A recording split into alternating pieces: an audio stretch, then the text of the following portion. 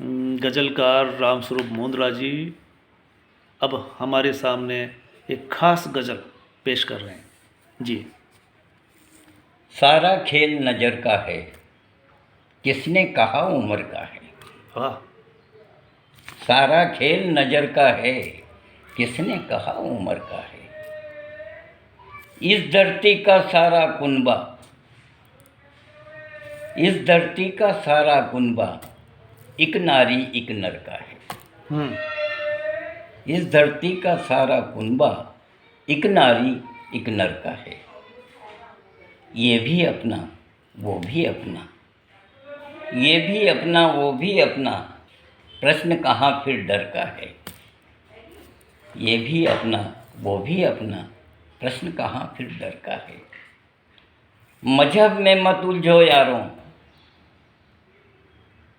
मजहब में मत उलझो यारों, प्यार लुटाओ घर का है। मजहब में मत उलझो यारों, प्यार लुटाओ घर का है।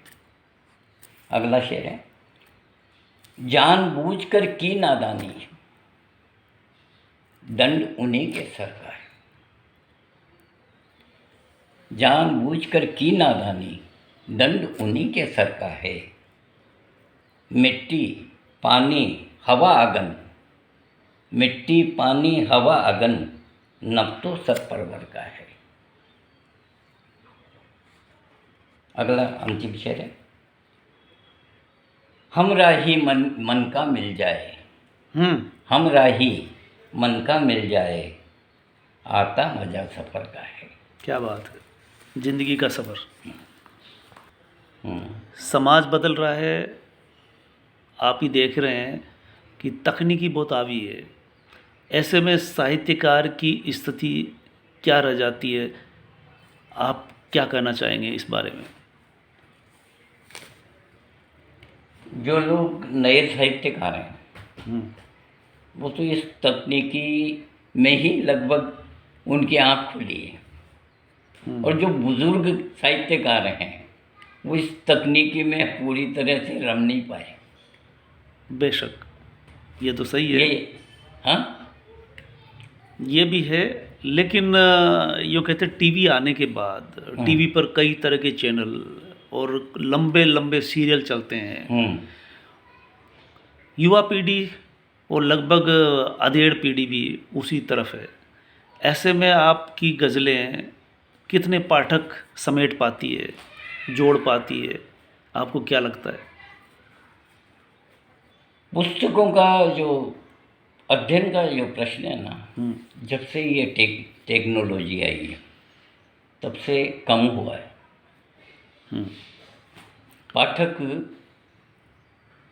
पाठकों की संख्या घटी है, लगातार घट रही है। लगातार घट रही आप बूंदी शहर में रह रहे हैं, पैदाइशी आपकी यहीं की है।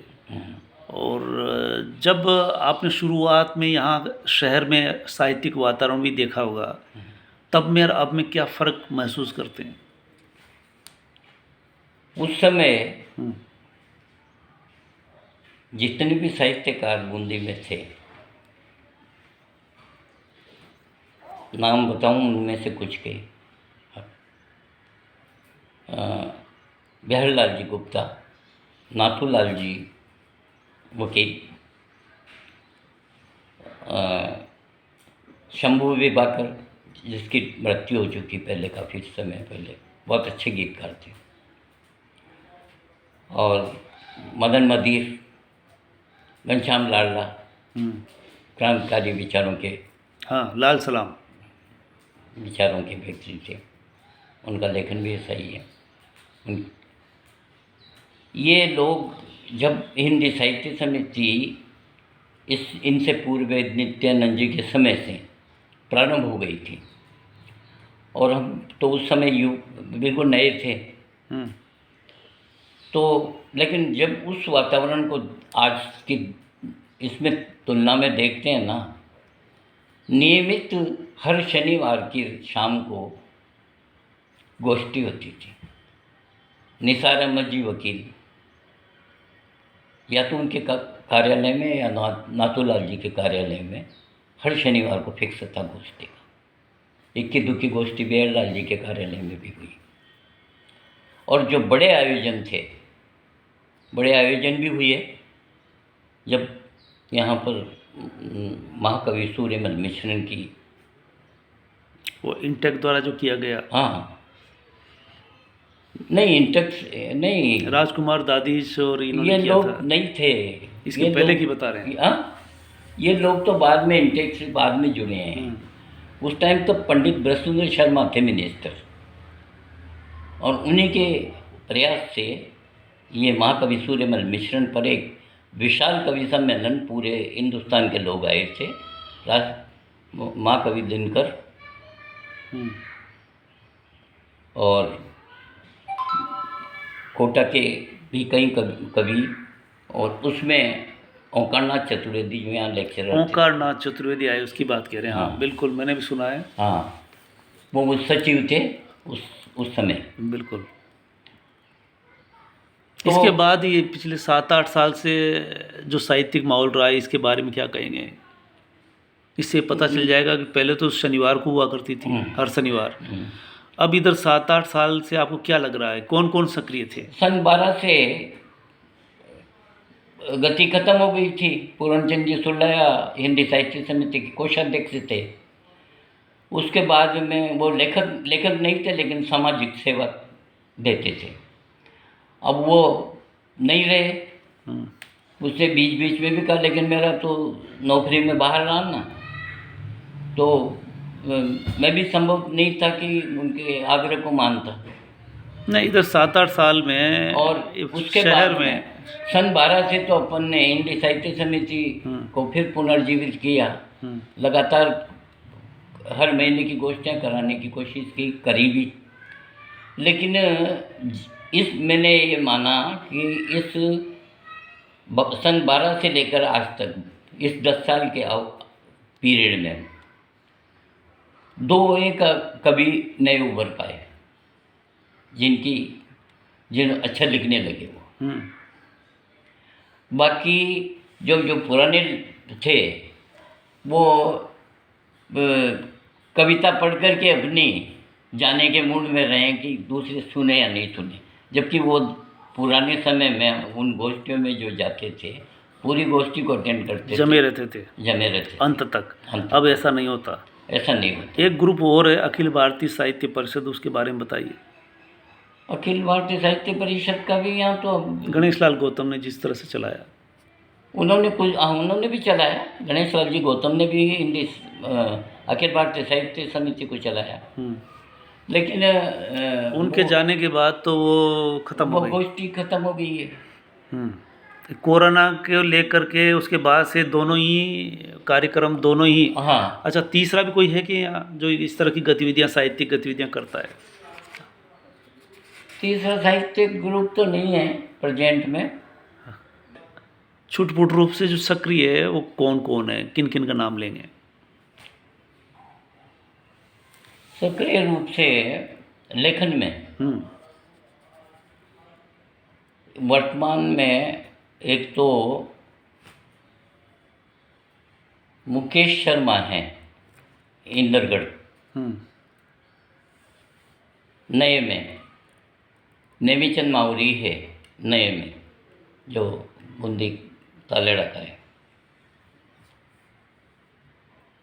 और प्रकाश कसेरा है। विधा अलग अलग है सबकी, तीनों की, लेकिन ये 3 सक्रिय हैं नए में। पुराने में डॉक्टर लक्ष्मण लाल जी योगी, डॉक्टर रमेश जी मीणा, जो निरंतर जुड़े हुए हैं साहित्य से, सक्रिय भी हैं। और एक मोहनलाल शर्मा है, जो लिखने में तो कई वर्षों से लिख रहा था, लेकिन हिंदी साहित्य समिति से वो बाद में जुड़ गया। अभी कल ही मैं अपनी कॉलोनी में था, तो एकाएक एक व्यक्ति के मुंह से यूँ सुनने को मिला कि धर्मनिरपेक्षता देश के लिए ठीक नहीं है। अगर ऐसा कोई कहता है तो आपकी क्या टिप्पणी होगी? नहीं, हर मजहब में सब लोग बुरे नहीं हैं।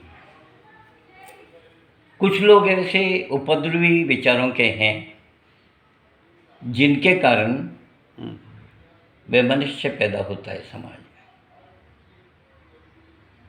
मेरी तो ये राय है कि